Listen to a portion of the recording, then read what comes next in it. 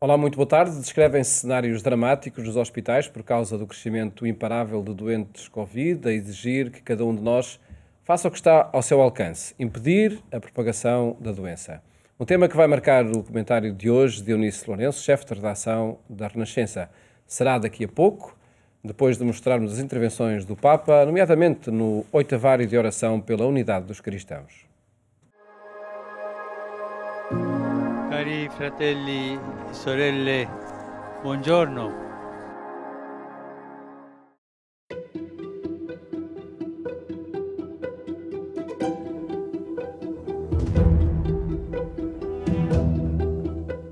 É a maior iniciativa mundial do movimento ecuménico, a Semana de Oração pela Unidade dos Cristãos. Todos os anos, milhões de pessoas de várias comunidades unem-se para rezar juntos e avançar num caminho que, para a Igreja Católica, não pode ter recuos. O desafio chega do Papa Francisco. In questo tempo di gravi disagi è ancora più necessaria la preghiera perché l'unità prevalga sui conflitti. È urgente accantonare i particolarismi per favorire il bene comune e per questo è fondamentale il nostro buon esempio.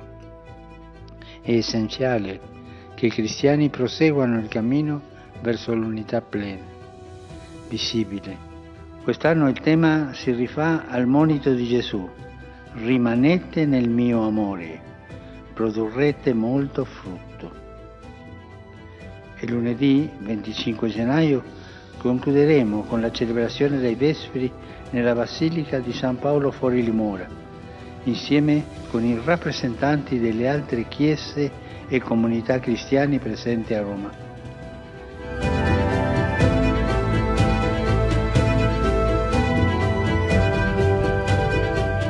Desde o Vaticano, o Papa enviou uma mensagem à Igreja Católica na Venezuela para elogiar a sua ação durante a pandemia, evocando a extrema pobreza e a crise de saúde que atingem o país sul-americano.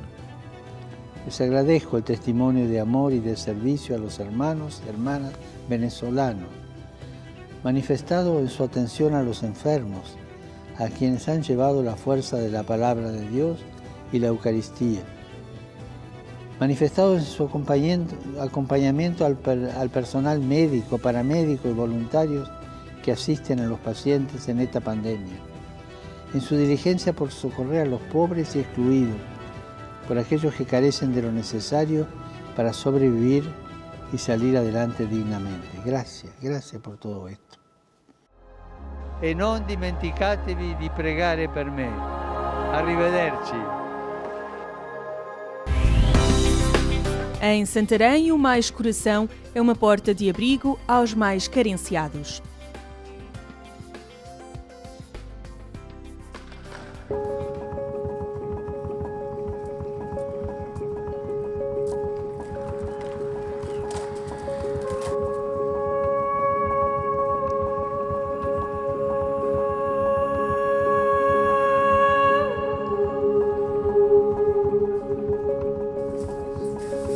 No centro da cidade de Santarém, na Igreja da Piedade, nasceu há 8 anos o grupo Mais Coração, que trabalha o Evangelho com as mãos, com os rostos e com o carinho.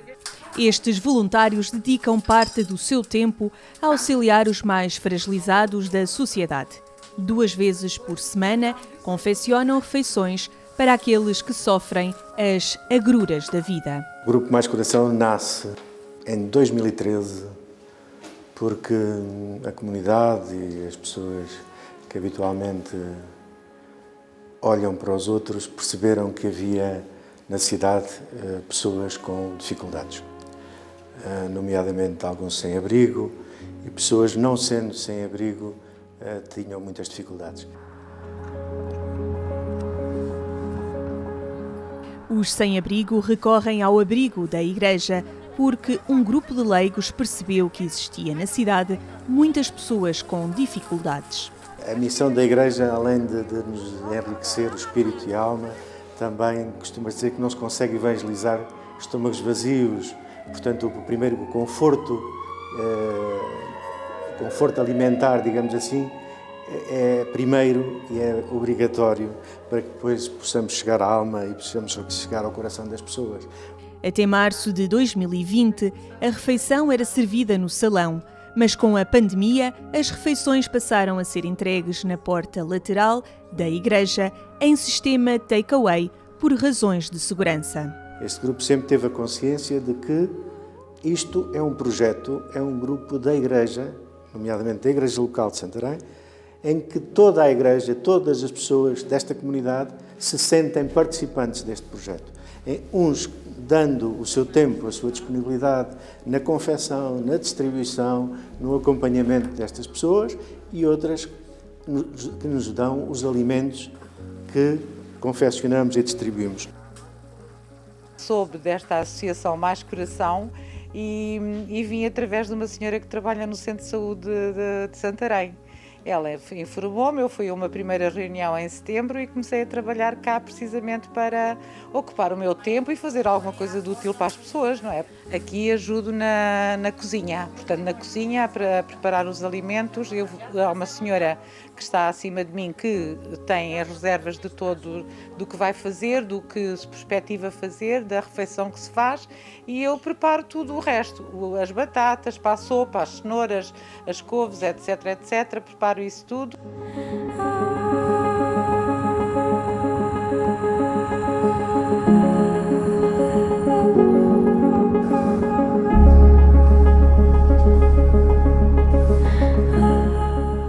Geralmente fazemos apelos quando falta peixe ou carne, mesmo alimentos frescos também dão muito, peixe, carne. E basta a gente dizer que a despensa está a ficar vazia e de um momento para o outro a despensa fica como viral. As pessoas são muito solidárias a dar, sim. Aliás, funcionamos há 7 anos, creio eu, e sempre com base nos donativos.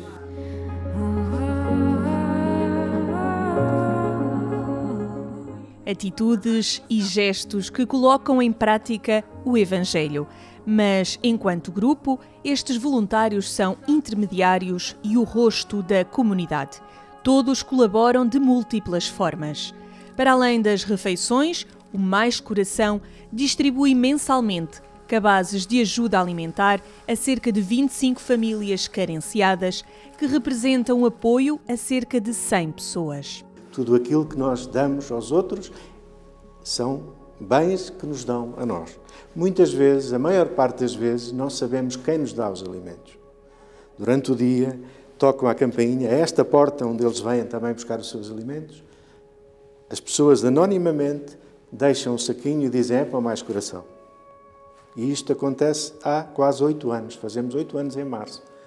E nunca faltou nada. E é uma partilha que nós sentimos que nós damos e que recebemos, porque nós damos aquilo que nos dão a nós e que damos a quem precisa, que por sua vez também leva para... Muitas vezes eles estão ali e pedem, porque não sei quem está doente, e nós sabemos, conhecemos já as pessoas e também há esta partilha mútua, que é muito bom. Claro que isto enche o coração, claro que sim.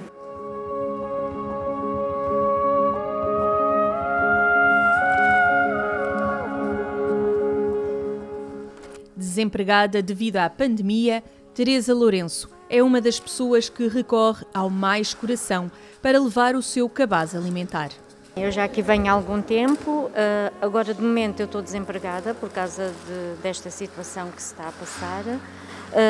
Aqui o Bom Coração ajudou-me e continua-me a ajudar e gosto muito de vir aqui porque tenho 2 filhos menores. Na situação que o país está a atravessar, acho que devemos ajudar uns aos outros e principalmente estas associações, devem de ajudar. O nome é Mais Coração. Estas pessoas tocam mesmo no coração das outras pessoas. É assim, eu vou falar por mim. Por mim toca mesmo muito. O país vive uma situação crítica com a pandemia. Covid-19 tem colocado muitas famílias em situação delicada.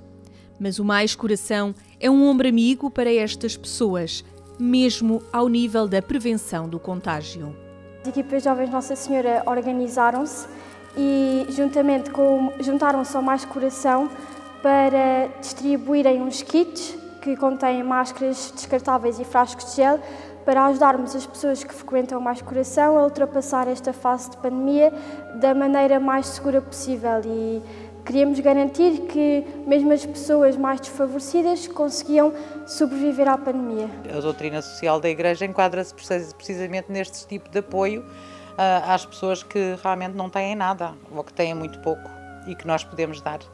Porque quando nós damos às pessoas alguma coisa, ao mesmo tempo estamos a dar a nós próprios, não é? É um sistema de retroalimentação. Com cerca de 40 voluntários, este grupo socio-caritativo da Igreja, em particular da Igreja de Santarém, está atento aos mais fragilizados da sociedade e ajuda a minorar os seus problemas. Os leigos desta paróquia estão empenhados como estão empenhados há muitos anos neste trabalhar, digamos assim, entre aspas, o Evangelho com as mãos, né? E com os rostos e com o carinho das pessoas. Eu chamo isto um olhar cristão para o outro.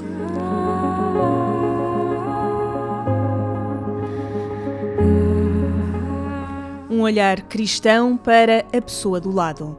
Na cidade de Santarém, o grupo Mais Coração desempenha essa função.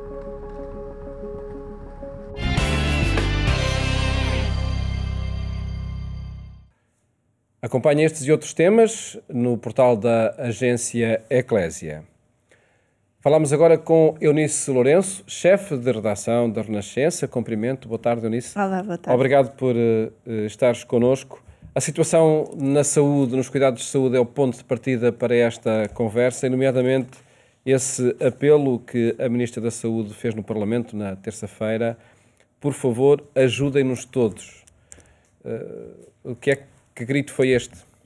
Foi mesmo um grito, um apelo muito veemente de ajuda tanto no comportamento como nos meios, porque esse apelo veio depois da Ministra ser confrontada pela Iniciativa Liberal com a existência de um hospital, que é o Hospital da Compaixão em Miranda do Corvo, que está equipado, mas não está a funcionar, e Marta Temido disse aquilo que se sabe que é a razão para o hospital não funcionar, que é não tem profissionais de saúde. Que se tivesse profissionais de saúde, que já teria recorrido a esse equipamento. E o que se passa neste momento é que na discussão política discute-se um bocadinho a requisição civil ou não de meios privados ou do setor social, mas já não há muito mais meios a que recorrer. Aliás, António Costa, a semana passada, dizia que na preparação, na negociação na área de Lisboa e Val do Tejo, só um dos grupos privados é que ainda tinha camas disponíveis e tinha disponibilizado 20 de imediato e depois mais 20 de há algum tempo.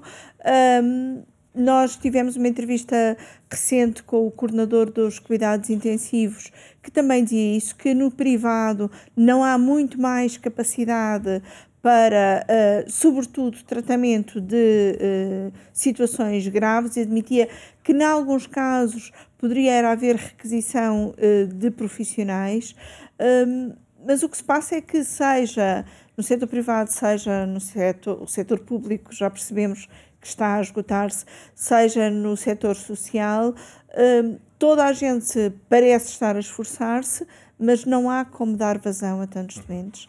Inclusive a questão dos hospitais, dos chamados hospitais de campanha, ou estruturas de retaguarda.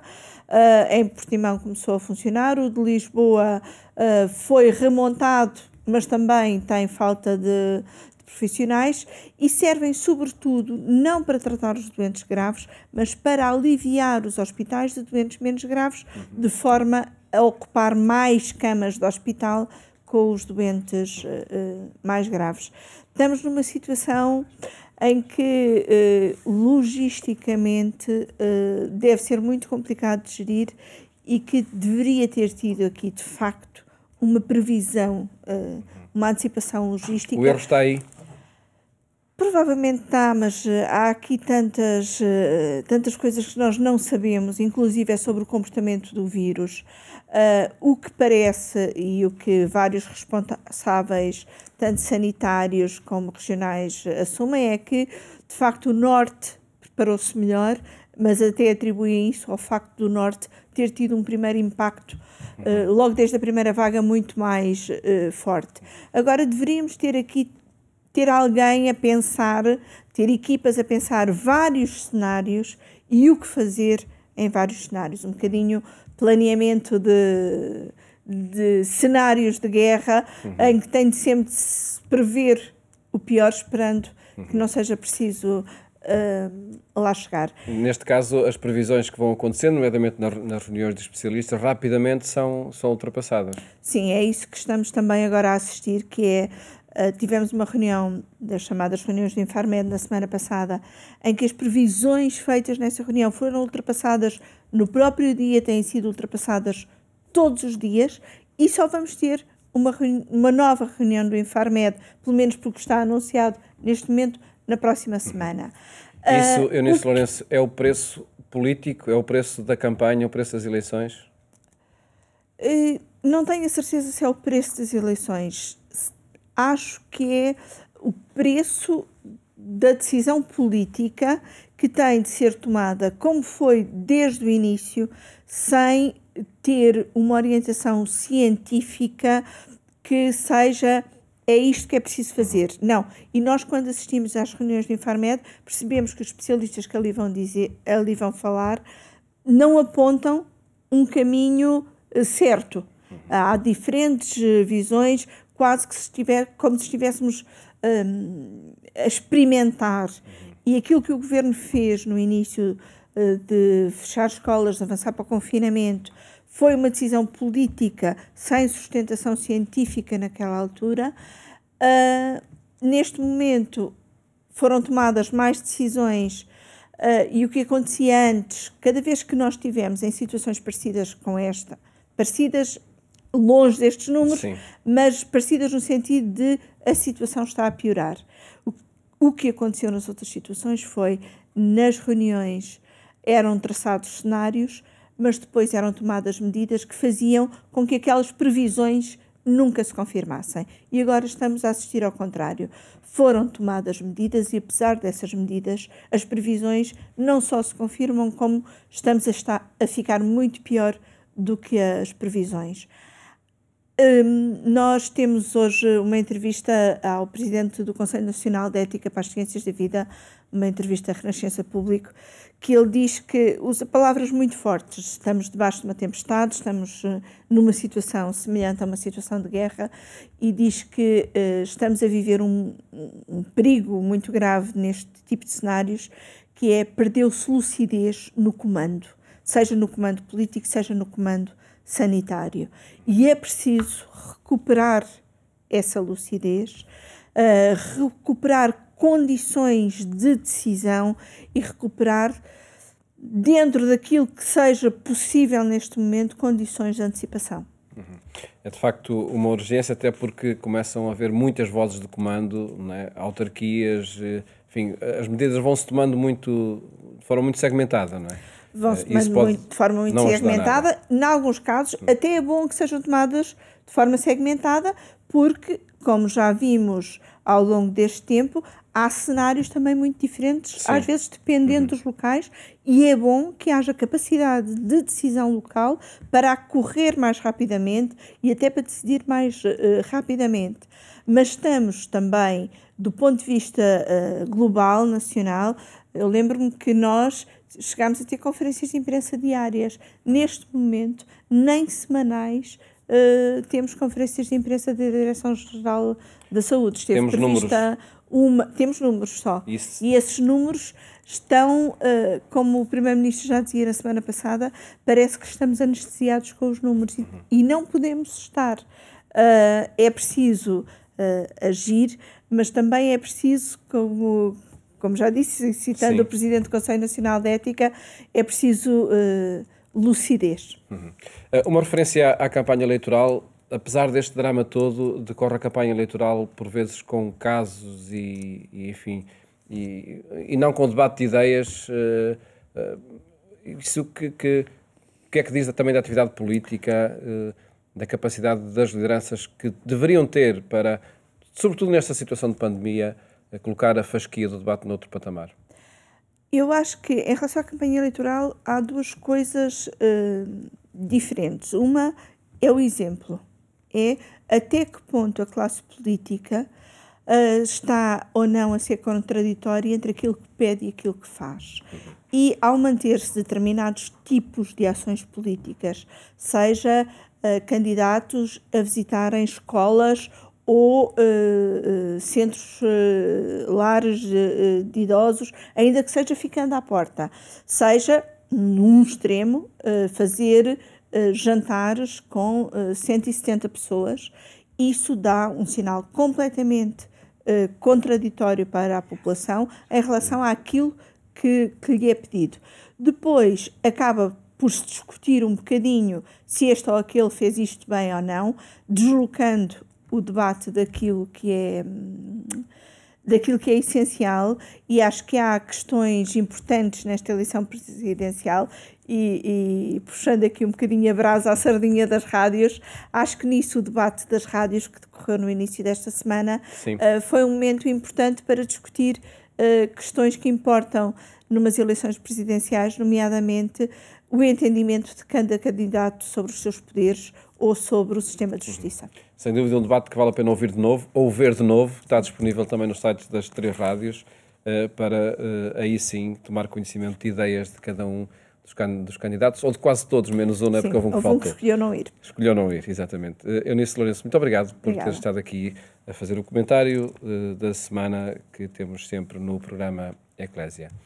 Mais logo, é em torno do tema da unidade dos cristãos que partilhamos consigo o programa na Antena 1, quando forem 22h45. Até lá, votos de uma ótima tarde, cuidando de si e a cuidar de todos. Até amanhã, se Deus quiser.